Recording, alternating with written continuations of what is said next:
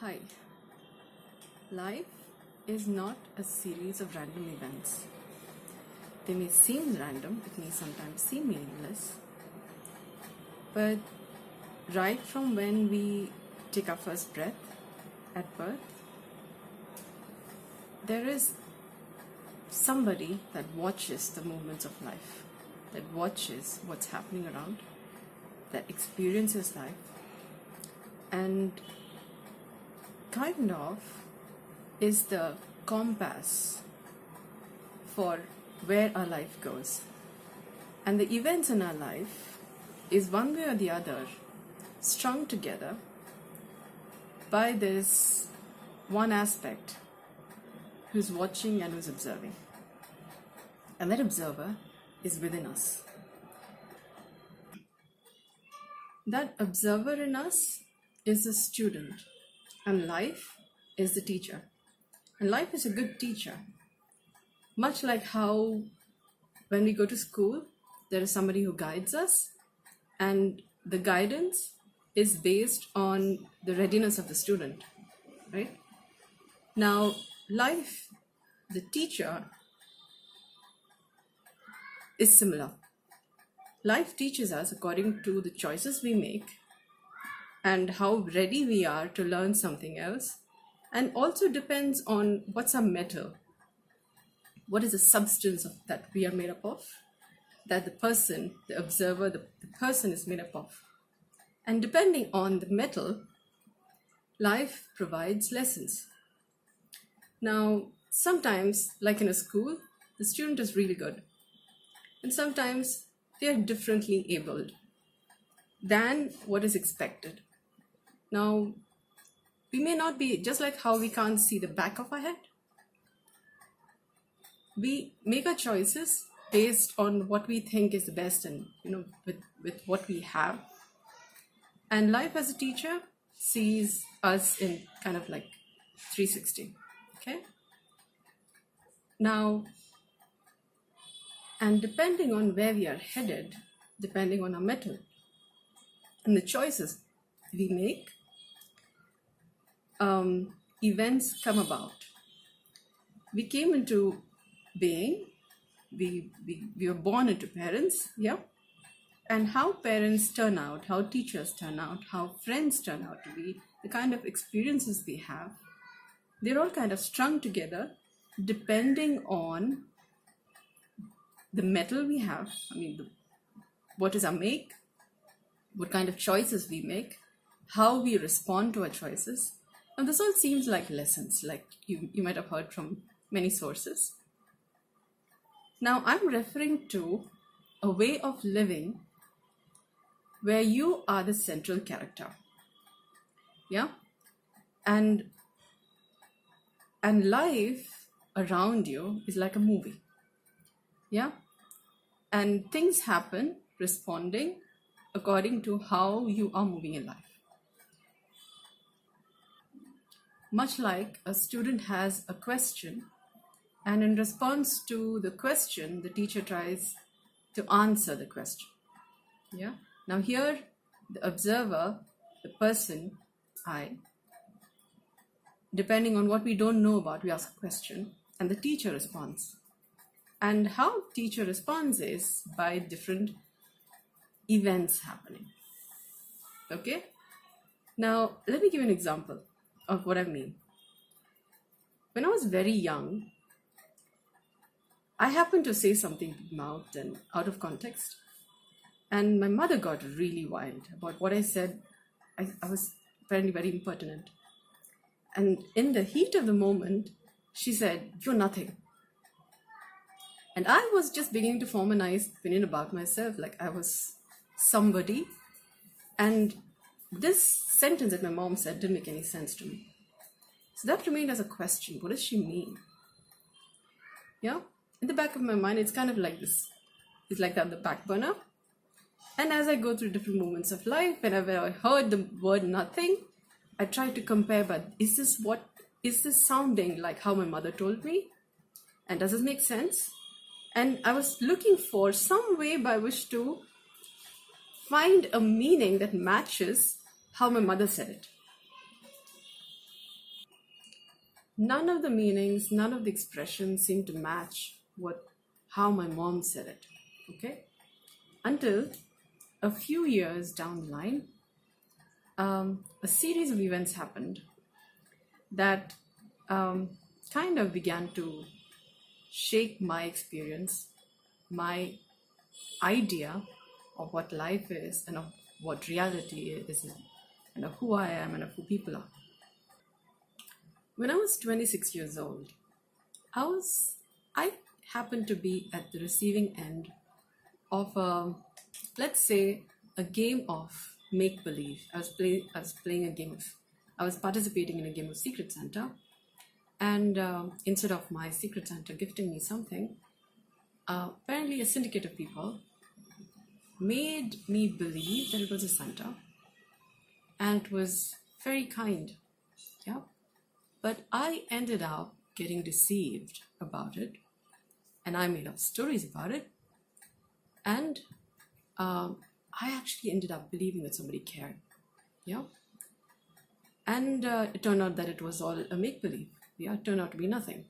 And I ended up questioning about my ability to discern right and wrong, about my ability to relate with people, about my ability to trust on what can I trust, that I got so royally duped, kind of. Well, it was not intentional. It was meant to be fun, but I ended up hitting a soft spot where I did not know that I had something to cave into. I did not know that I was vulnerable there. Yeah. And what happened? I ended up questioning everything. It was not just a game of make-believe, but it became a game, an issue which I had to examine how something so small could affect me so big. Yeah. And I ended up questioning my relationship with people, my relationship with myself, my relationship with trust, with what I perceived as the life that I lived, about who are my people, who cared about me, who may be playing a game with me. And several truths came about. Yeah. And in this, it happened to be a deep questioning, and in this inquiry, a lot of friends whom I thought were friends turned out to be not really friends, but more circumstantial.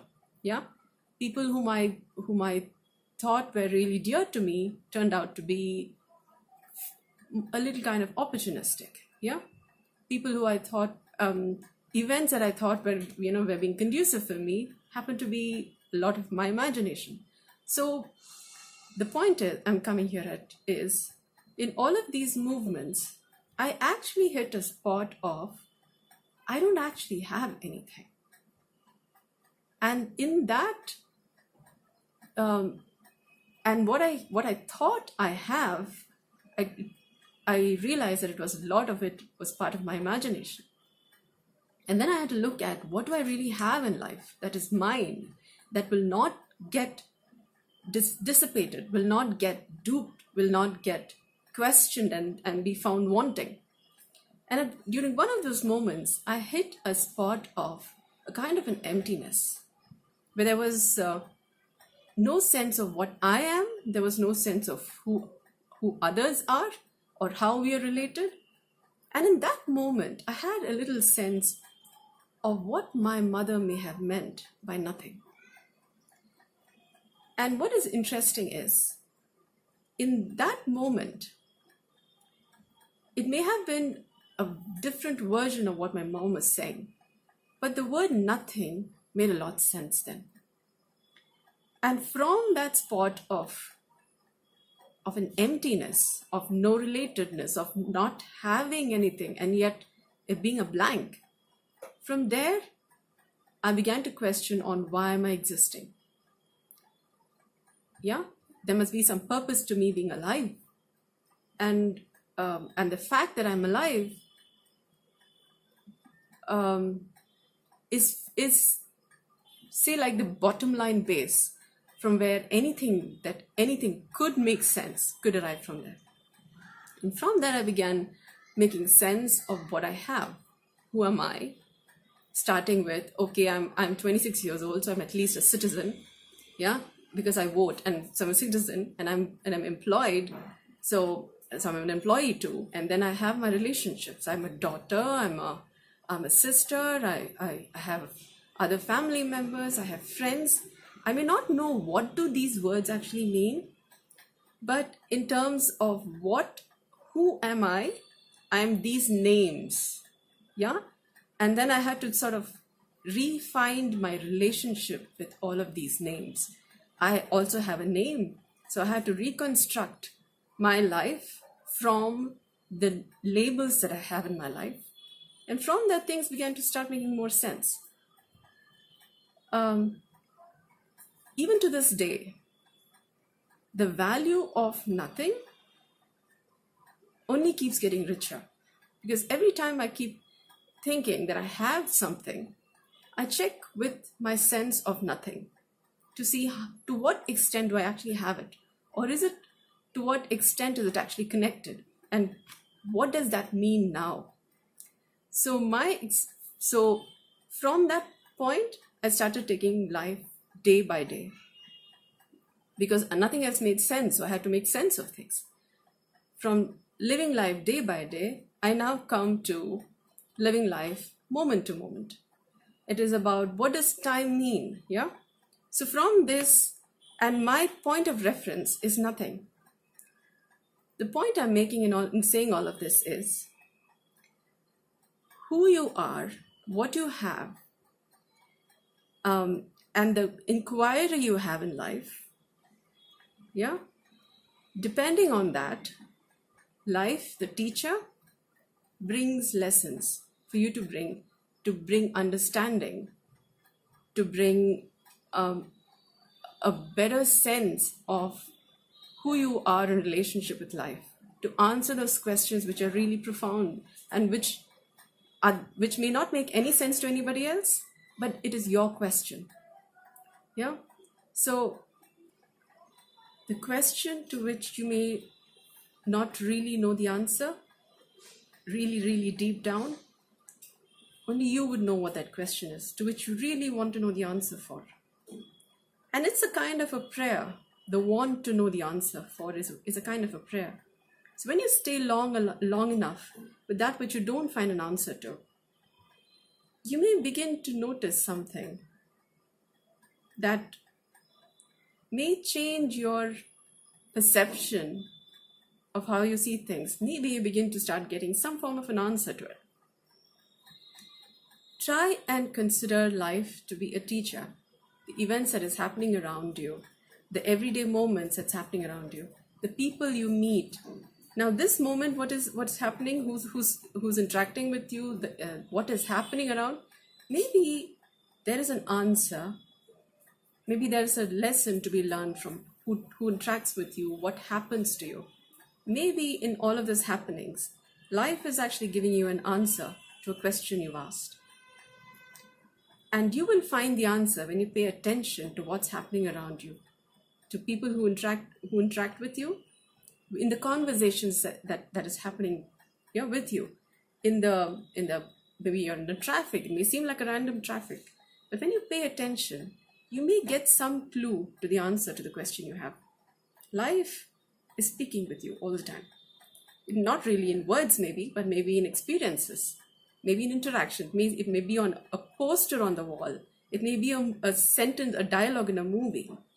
But when you're paying attention to what's happening around you, maybe you begin to get an answer to the questions you have.